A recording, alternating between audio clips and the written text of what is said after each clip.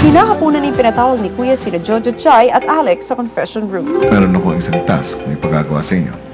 Oh, ano po yun? Maya-maya, kayong tatlo ay maglalakbay. Wow!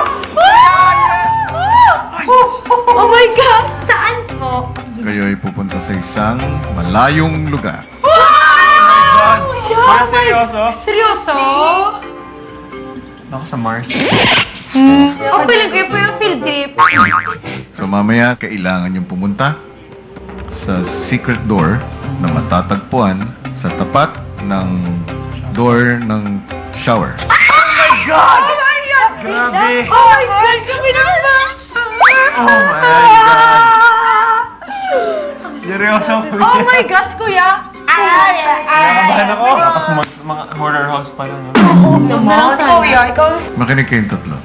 Papupuntahin ko kayo doon, pero sa isang kondisyon. Hindi kayo pwedeng makita ng iba niyong mga housemates.